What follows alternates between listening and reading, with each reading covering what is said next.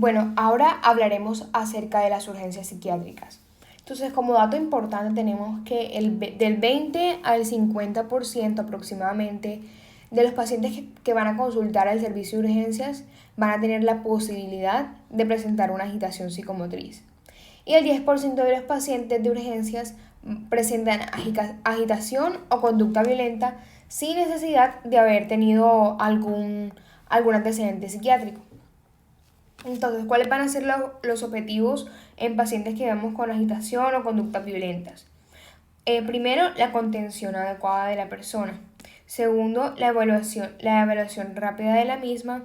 Y después, el último objetivo será la remisión pronta y oportuna en los casos en que pues, la situación lo merite. Entonces, ¿cuáles van a ser algunos de los motivos de consulta que se van a considerar urgencias psiquiátricas? Pues tenemos los intentos de suicidio, las crisis de angustia, duelos patológicos, aparición de sintomatología delirante, depresiones severas, trastornos de la alimentación, recaídas de trastornos mentales, crisis de agitación reactivas a situaciones vitales agudas, aparición de sintomatología psicosomática. Entonces, tenemos tres tipos de pacientes dentro de estos. Después puede estar el paciente inhibido, el paciente agitado y por último el paciente suicida. Bueno, el paciente inhibido o catatónico tenemos que es el 10% de los pacientes psiquiátricos graves que están hospitalizados. Y esta no solamente va a ser consecuencia de patologías psiquiátricas, sino que también puede ser consecuencia de muchas otras patologías. ¿Y cuáles van a ser sus síntomas comunes? Pues entre ellos tenemos el mutismo, el estupor, el rechazo a la alimentación, la toma de posturas extrañas y, por último, la excitación. Las etiologías pueden ser de dos tipos, de condiciones médicas neurológicas o de trastornos psiquiátricos.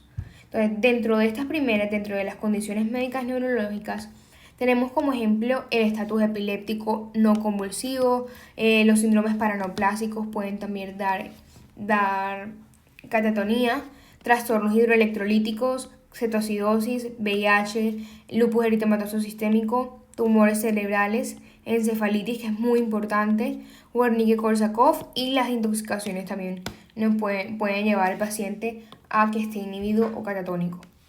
Por otro lado, tenemos a los trastornos psiquiátricos. Entonces, ¿cuáles van a ser los más importantes? La esquizofrenia, la depresión, el trastorno afectivo bipolar, el trastorno de espectro autista y el trastorno obsesivo compulsivo. Como en otras patologías psiquiátricas, aquí dentro de la catatonía también va a haber distintos circuitos que van a estar afectados, como los que van de la corteza frontal a la amígdala o de estos a los ganglios basales. También va a haber una disregulación en los neurotransmisores inhibitorios y excitatorios, es decir, en el GABA y en el glutamato, lo que va a ser una desorganización, una pérdida en el equilibrio dentro de los sistemas de neurotransmisores dentro del cerebro, lo que va a llevar a muchos de los síntomas. Entonces, dentro de los signos de catatonía, muchas veces pasan inadvertidos o pasan por otras cosas. Dentro de estos tenemos el mutismo como primero, que es de los más comunes, que va a ser la ausencia de respuesta verbal y pueden estar asociados a una inmovilidad o una disminución de la actividad motora. Después tenemos el estupor, que es la ausencia de respuesta, que es la hipoactividad extrema. Mínima respuesta a estímulos, es como si el paciente no estuviera ahí, es como si no estuviese conectado con el medio que lo rodea. Después tenemos el negativismo, en donde el paciente se va a oponer a los movimientos que se piden o a los movimientos pasivos, es decir, que uno va a tratar de mover al paciente y el paciente se va a negar a esto. Después tenemos la ecopraxia y la ecolalia. La ecopraxia es la imitación, la repetición por imitación de los movimientos de la otra persona, que puede ser del examinador más que todo. Y la ecolalia va a ser la repetición de toda o solamente una parte de la frase o una palabra que el examinador vaya a decir o que otra persona diga. Estas personas con ecolalia pueden hasta repetir palabras de otro idioma solamente por repetir lo que la otra persona dijo. Después tenemos la excitación, que es un aumento en frecuencia e intensidad de todos los movimientos sin un propósito en específico. Luego tenemos la flexibilidad seria como punto 8, que en donde hay un mantenimiento de una postura bastante extraña o incómoda que es impuesta por otras personas, o sea, por otras personas, sí, entonces esto es lo más importante, que es impuesto por otras personas. Entonces el paciente se va a quedar justo como la otra persona lo dejó. Si le levantó el brazo, entonces va a dejar el brazo levantado. Si le levantó la pierna, va a dejar la pierna levantada. Si la otra persona le dejó la pierna levantada. Luego tenemos la catalepsia, que es el mantenimiento de posturas extrañas por largos periodos de tiempo. Incluye posturas faciales como muecas o tener los labios apretados. La ambitendencia es la expresión simultánea de conductas opuestas. O sea, el paciente va a tener, está actuando de una manera, pero su expresión facial pues no es concordante con lo que está haciendo o con lo que está sintiendo. Luego tenemos las estereotipias, que son conductas repetitivas que carecen de algún propósito.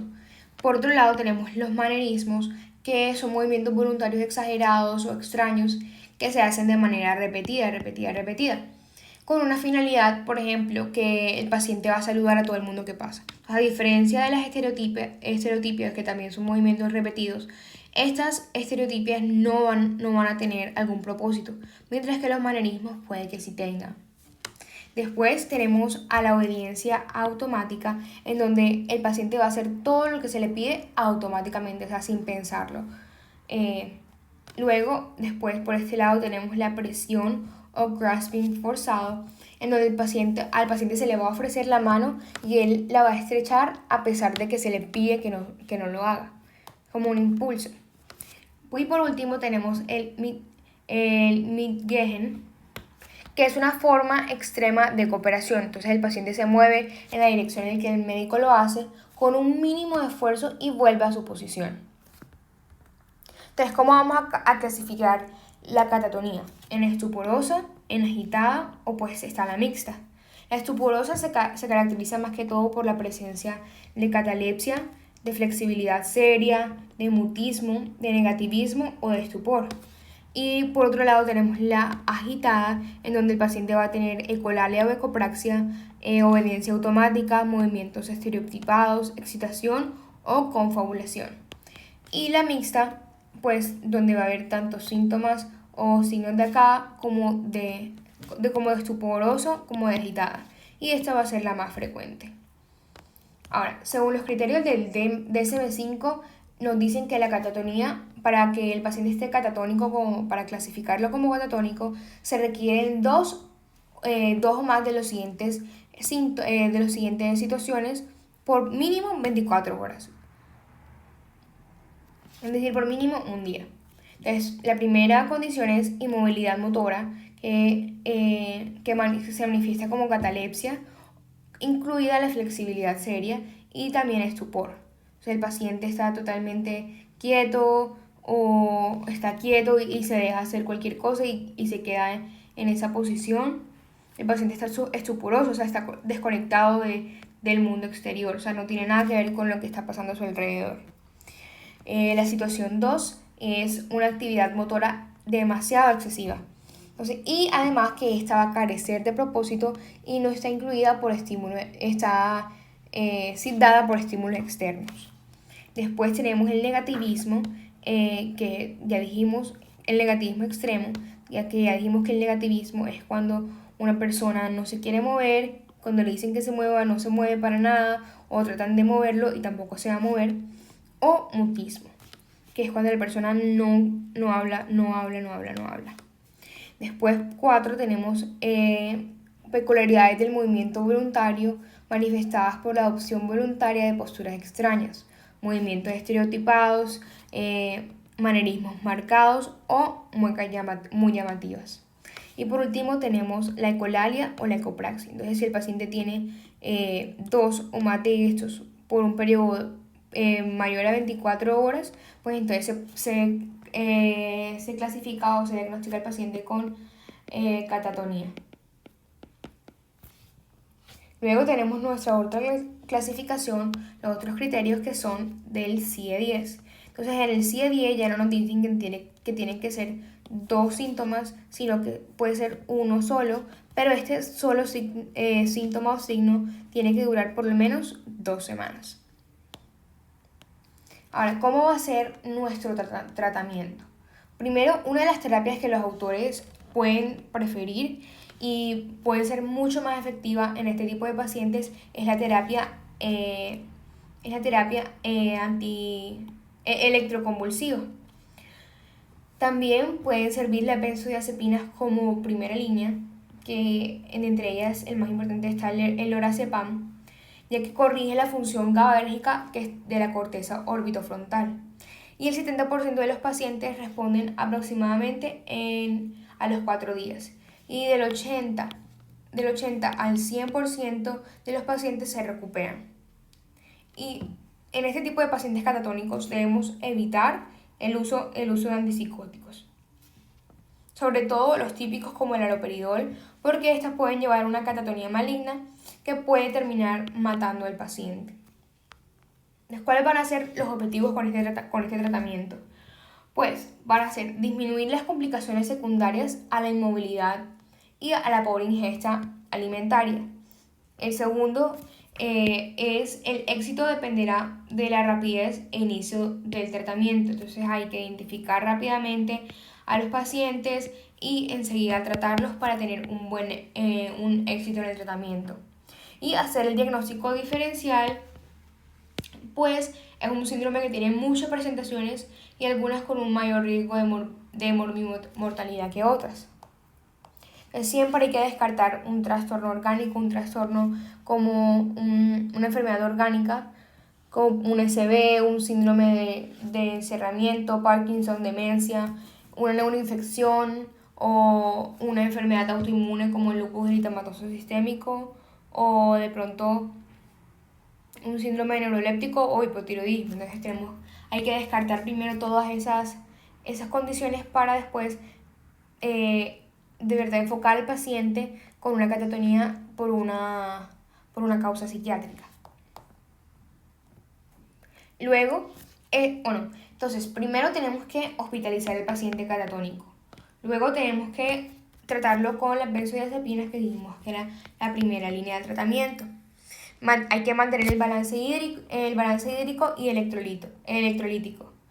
También hay que evitar antipsicóticos, evitar la inmovilidad prolongada, identificar y corregir las causas por las que se causó la catatonía, y si no hay mejoría con estas benzodiazepinas en por lo menos 4 días, entonces hay que considerar la terapia anticonvulsiva, la terapia electroconvulsiva. Bueno, entonces luego tenemos al segundo tipo de pacientes, que son los pacientes agitados. Estos pacientes pueden ser violentos, con su comportamiento pueden llegar a hacer daños no solamente a sí mismos, sino a otras personas o al entorno físico. Va en aumento y aparecen señales a medida que se van haciendo más graves, señales que deben ser reconocidas por los médicos para poder actuar frente a esto rápidamente y que ni el paciente, ni el médico, ni nadie que esté alrededor o el entorno físico se vea afectado. Es como lo vamos a... Bueno, la agitación psicomotora es el estado de fuerte tensión, es un estado de fuerte tensión con intensas manifestaciones motoras y emocionales que perturban gravemente el comportamiento del individuo que lo padece. Entonces, ¿cómo vamos a abordar este tipo de pacientes agitados? Primero tenemos que hacer un examen visual bastante breve. Priorizar la seguridad del personal, por eso se debe asegurar que el personal de la salud que se vaya a acercar a este paciente agitado no tenga un objeto, de pronto un plumero, un objeto cortopunzante u otro objeto que pueda lastimar a alguien o con el que el paciente se pueda lastimar a sí mismo. Hay que evaluar el riesgo de este paciente. Es importante hablar con los familiares o con las personas con las que viene para entender la situación y pues cómo viene el cuadro. Y luego tenemos que hacer una intervención verbal. es fundamental para poder intentar contener al paciente, para que él sepa que lo entendemos y que el personal está ahí para ayudarlo. Además, se hace un diagnóstico probable si es necesario contención mecánica o con sedación farmacológica si la situación lo amerita. Entonces, la intervención no verbal en el paciente violento debe tener ciertas características. Primero, nunca hay que darle la espalda al paciente. Hay que mantener las manos a la vista siempre, evitar los movimientos bruscos o súbitos porque el paciente se puede asustar y pensar que lo van a atacar. No intentar tocar al paciente, siempre guardar la distancia con mantenerse a una distancia prudente, lejos del alcance de un posible golpe, y utilizar un tono de voz bastante tranquilo para que el paciente se tranquilice a su vez. ¿Vale? ¿Cuáles van a ser unos síntomas de violencia? Entonces, por un lado están los síntomas predictores que van a ser que el paciente está hablando muy rápido o que de pronto el tono de voz está muy elevado. El paciente suele ser sarcástico, deambular continuamente, negarse a tomar asiento porque está como muy agitado, y apretar la mandíbula como por rabia y señalar con el dedo índice. Estos son los síntomas que debemos tener en cuenta porque nos pueden predecir que el paciente puede tornarse más violento o más agitado. Puede ser un riesgo no solamente para el paciente, sino para el entorno y para las personas que están alrededor de él, como ya lo he dicho. ¿Cuáles van a ser los signos de violencia inminentes en los cuales hay que actuar? El paciente que comienza a cerrar los puños, y no solamente a cerrar los puños, sino a mostrarlos como en forma de amenaza. También agitar el puño cerrado también es un signo de violencia inminente. Golpear la palma de la mano con el puño. Elevar el puño por encima del hombro como en forma de amague o de que el paciente de verdad quiere hacerle daño a alguien o a sí mismo o a otra cosa. Asumir posición de ataque, porque ya sabemos que el paciente se está preparando para ponerse más violento, ponerse más agitado. Expandir el tórax y ensanchar los hombros y buscar objetos utilizables como armas. Entonces, apenas vemos alguno de estos signos de violencia, debemos actuar enseguida. Debemos actuar antes de que pase algo grave, tanto en estos como en estos. Entonces, después tenemos a la intervención verbal, que dijimos que era muy importante. Hay que dirigirse al paciente por su nombre para que sepa que estamos hablando con él, para que sepa que estamos dirigiéndonos hacia él. Indicar la intención de ayuda, que queremos ayudar al paciente, decirle señor tal o señora tal, queremos ayudarlo, no queremos hacerle daño. Hablar en un tono bastante tranquilo, porque si el paciente está agitado y de pronto el doctor también está agitado, pues eso no le va a hacer nada bueno al cuadro en el cual todos están pasando, pues el paciente puede tender a ponerse más agresivo o más violento. También debemos transmitir mensajes sencillos y sin evidencia de ansiedad. Establecer límites de comportamiento inadecuado sin utilizar amenazas ni entrar en confrontaciones y reforzando conductas positivas. Entonces, si el paciente de pronto en algún momento se llega a estar calmando, lo cual es una conducta positiva o se sienta, debemos como animar a reforzar esas conductas positivas, animarlo y también decirle con mucho respeto, con mucho cuidado, sin ansiedad, en mensajes cortos y sencillos, lo que el paciente está haciendo mal y hacerle ver lo que está haciendo. Entonces, una parte muy importante de estos pacientes agitados es la contención mecánica, la cual es muy importante tener en cuenta sus indicaciones como sus contraindicaciones. Entonces, ¿cuándo vamos a tener la contención mecánica indicada? Cuando hay alto riesgo de agresión a otros o a una autoagresión que no ha mejorado con otras intervenciones. Es decir, que primero se tienen que probar las intervenciones farmacológicas, la intervención verbal y otras intervenciones antes de llegar a pensar que el paciente se tiene que contener mecánicamente. También cuando hay alto riesgo de un daño en la planta física, cuando el paciente lo solicita, él mismo se ve mal, él dice él siente que se va a volver más violento, entonces él mismo lo solicita. Y también para garantizar el estudio y el tratamiento adecuado de un enfermo en estado de agitación psicomotora. Es decir, si es un paciente con agitación psicomotora, pero que tiene otras condiciones médicas que necesitan ser evaluadas o tratadas, pues en este caso pues tenemos que pensar en la contención mecánica. Entonces, ¿en qué casos no vamos a estar indicando, va a estar indicada la contención mecánica? Pues en condiciones que puedan exacerbar por disminución, condiciones que se puedan exacerbar por disminución de estímulos, que se utilicen como sustituto del tratamiento, como castigo o como respuesta a la negativa del paciente al tratamiento u otras actividades. O sea, no puede ser nuestra primera opción y no puede ser un castigo para el paciente. Siempre debemos mirar en pro del beneficio del paciente. Entonces, estos no se deben utilizar solamente por conveniencia del personal de la salud. Y por último, la última contraindicación es que las medidas de restricción sean solamente aplicadas por personal sin entrenamiento. O sea, es decir, si el personal no tiene entrenamiento, no puede hacer la contención mecánica debido a que esto puede llevar a daños tanto en el paciente como al mismo personal. Bueno, ahora, ¿cuál es nuestra conducta a seguir? Primero tenemos que identificar el estado médico que requiere ser atendido con urgencia. Hay que ver que el paciente no tenga un síndrome de pronto de intoxicación importante, saber qué pastillas se tomó o qué veneno se tomó en caso de que se haya tomado pastillas o un veneno, para saber cómo vamos a manejar a ese paciente a continuación. Hay que realizar las intervenciones para el estado actual las que sean necesarias. Hay que determinar las acciones futuras en el cuidado posterior y también hay que determinar los factores de riesgo que tenga este paciente para volver a cometer el acto. Hay que estimar el riesgo suicida y también hay que reconocer la condición del paciente para poder darle un manejo.